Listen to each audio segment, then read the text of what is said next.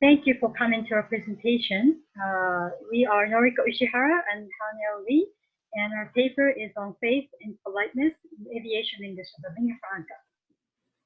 Aviation English is used worldwide by aviation specialists, including pilots and air traffic controllers in radio communications. Aviation English qualifies as a lingua franca because it serves as a world language, working language among those who do not necessarily share the first language. Accordingly, aviation English used in radio communications holds some fundamental features of English as a lingua franca, or ELF, which is generally portrayed as message-focused, goal-oriented, and collaborative, as portrayed by a number of studies in this area.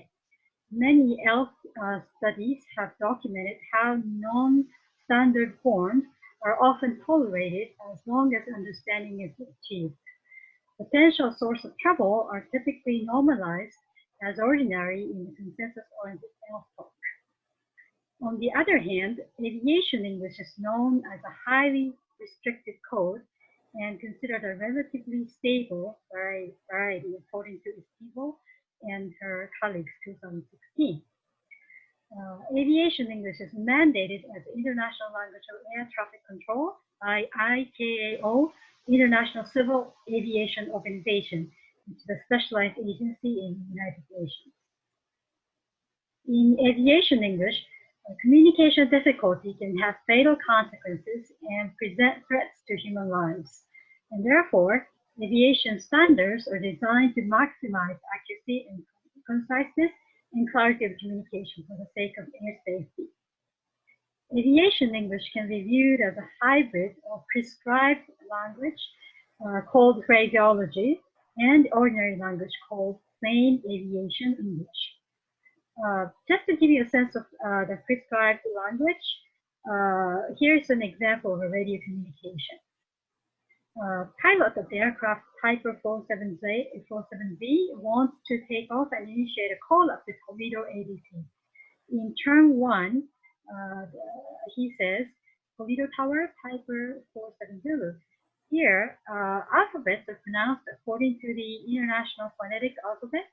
So A is read as Alpha, B as Bravo, Z as Zulu. Numbers are also prescribed, 3 for 3, 9 for 9. And modals, prepositions, and adjectives are minimally used.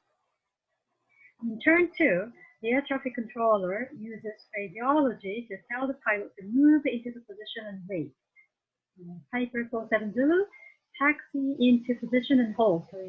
In turn 3, controller gives the pilot permission for departure. Piper 47 Zulu is clear to take off. In turn 4, the pilot reads back, indicating comprehension and compliance, saying, tower, clear to take off. And after departure, in turn 5, controller gives another command to make a left 190-degree turn and maintain the altitude of 2,000 feet. Piper 47 Zulu, turn left to 190, climb and maintain 2,000. The pilot reads back in turn 6 in confirmation. And all this is in monoclosal sentences in a prescribed unique discourse organization.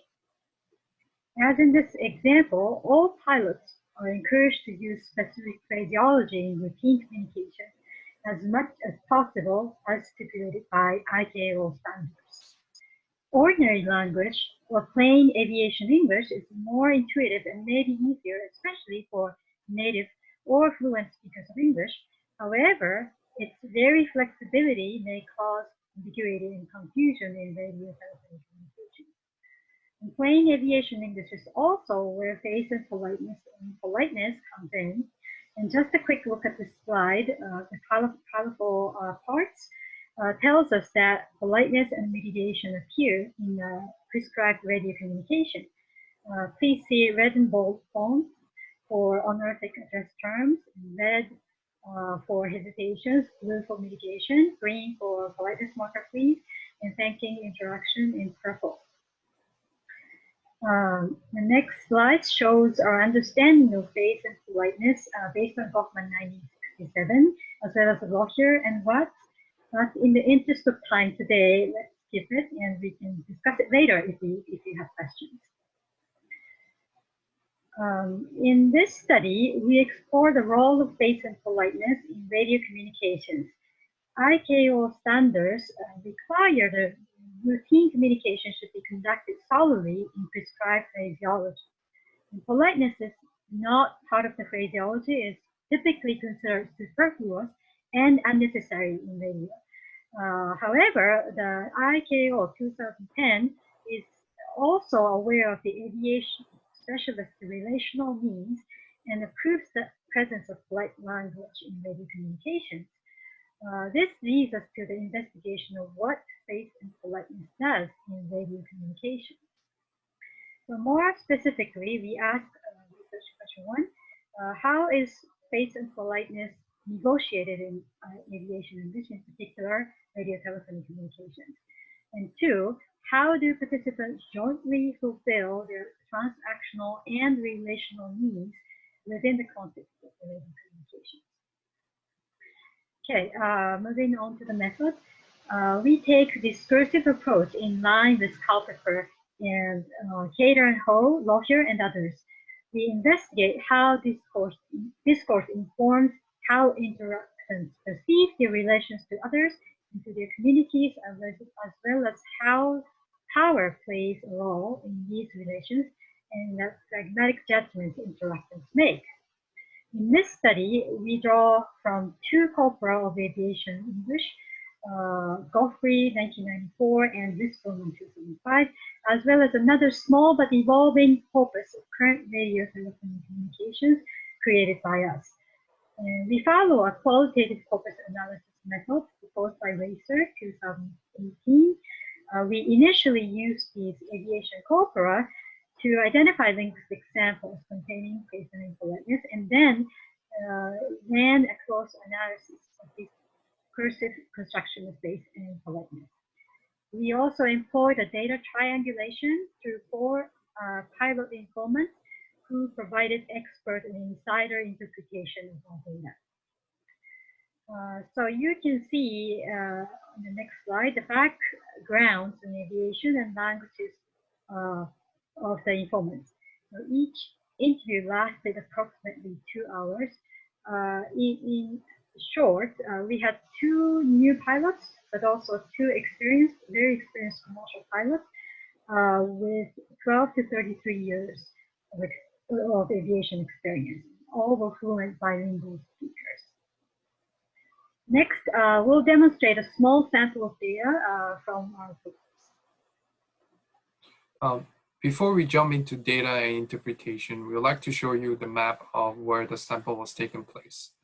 The excerpt was taken from a regular routine at New York's John F. Kennedy Airport.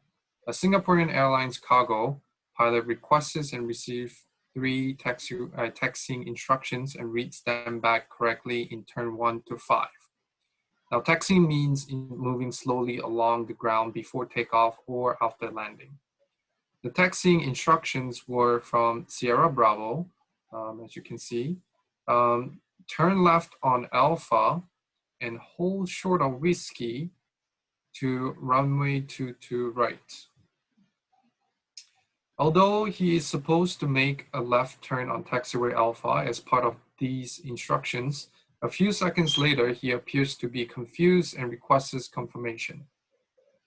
Because the pilot's clarification request formed in standard phraseology in turn 6, Sing Cargo 79997 confirmed that's a right turn here on the Alpha. It's not immediately responded to. He calls again in turn 7. Hey ground, Sing Cargo 79997. Could you give me a further taxi clearance in plain aviation English? In turn 8, the controller hastily repeats the previous instruction by saying Alpha short of taxiway Whiskey and gives additional information by saying continue on Alpha. However, because the question in turn 6 is still unanswered, the pilot asks again briefly in turn 9 in informal plain aviation English by saying, is Alpha the first right, yeah? The controller tells him to keep going by simply following another aircraft by saying in turn 10, just continue the aircraft towards, you want to go towards the British Airways, which is on your right side. The pilot does not read this back, but shows understandingly in turn 11 by saying, okay, thanks. Okay, Alpha, go short of whiskey, thanks. The controller continues in turn 12 to quickly provide updated instructions. In turn 12, the controller changes the instructions he gave earlier by saying continue on Alpha. In turn 8, gives 3 new instructions by saying turn left, cross runway 13 left, and turn right on taxiway Charlie, which is marked by a letter actually and accompanied by the honorific sir. The controller's tone suggests that he is in haste but is being polite. The pilot reads this back correctly in turn 13 by saying, okay, when I get to whiskey, turn left, cross the runway 13 left, and then turn right onto Charlie, I think, Chicago 79997. The controller confirms this readback and continues to give further changes to the first few fixes which indicates navigation points in air on the pre-taxi clearance, which he pronounces with emphatic stress by saying Merritt, Hartford, and Putnam. The controller heavily prefaces these instructions by saying, you know, I just wanna, if you don't mind, as they concern the flight route, which is less relevant while taxiing, but becomes necessary after takeoff. The change appears to be news to the pilot, who haltingly explains his original plan, but accepts the new instructions in turn 15 by saying, okay, Chicago 79997, our flight plan, we go direct to Putnam, but on the seat as cleared earlier, we go follow seat to Hartford and Putnam, and then after we join the route. Notably, he reads back the last 2 of the fixes, but not the first. The controller confirms the pilot's readback and restates the 3 fixes with special emphasis on the first, which the pilot did not read back in the previous turn. The pilot briefly acknowledges this without a readback by saying turn 17, Roger, thanks.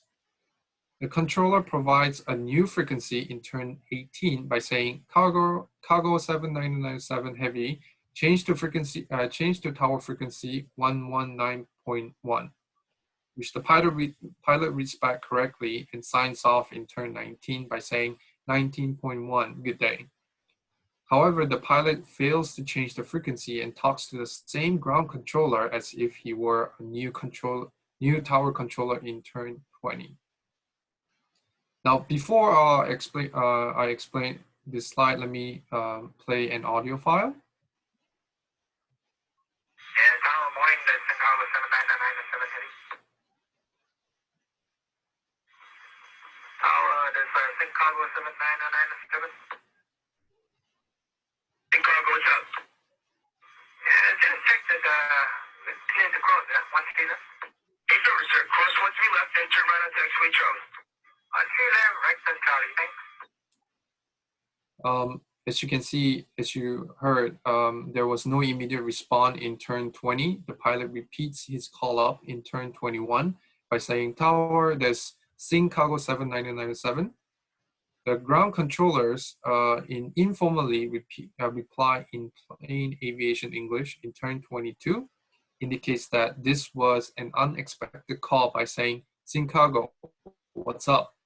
The pilot requests confirmation for the clearance to cross runway 13 left in plain aviation English in turn 23 by saying, just check that we are cleared to cross, 13 left.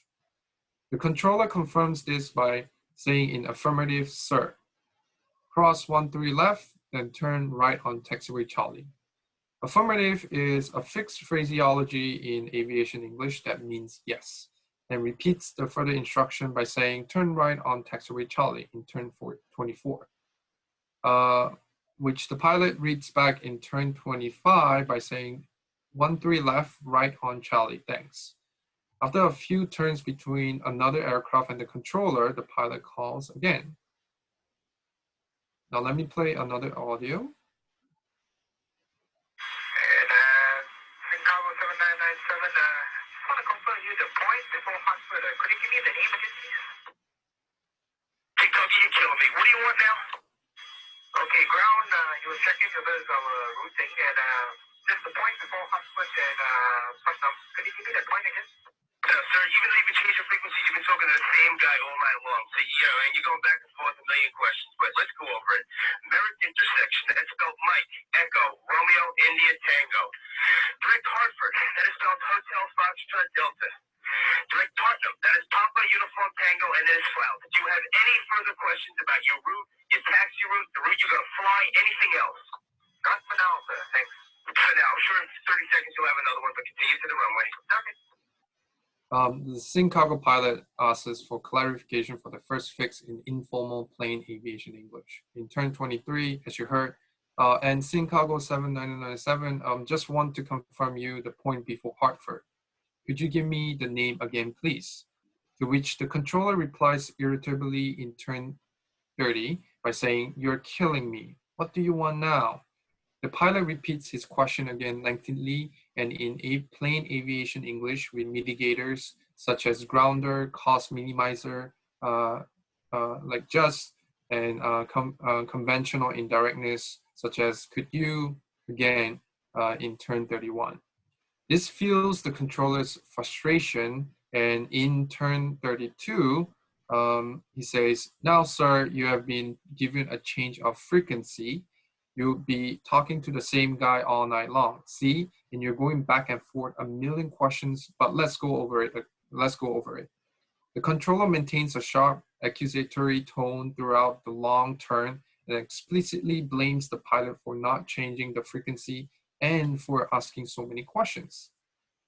Despite his exasperation, he repeats the three fixes by spelling them out in International Phonetic Alphabet.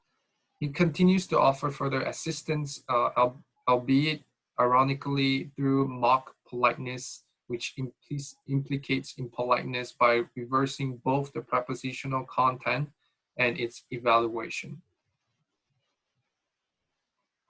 The controller's direct criticism for the pilot, as well as his raised voice, use of irony, mock politeness, lead us to doubt the success of the interactions, even though the pilot transactionally obtained all necessary information and clearances.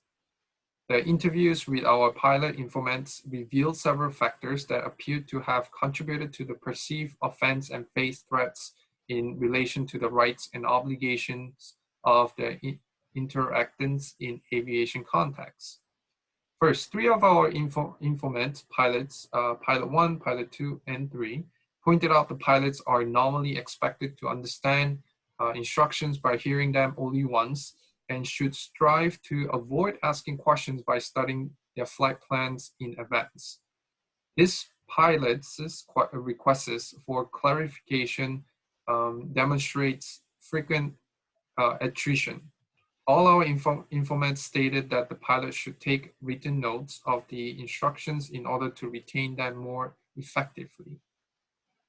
However, one of the pilot informants, Pilot 4, was sympathetic toward the pilot.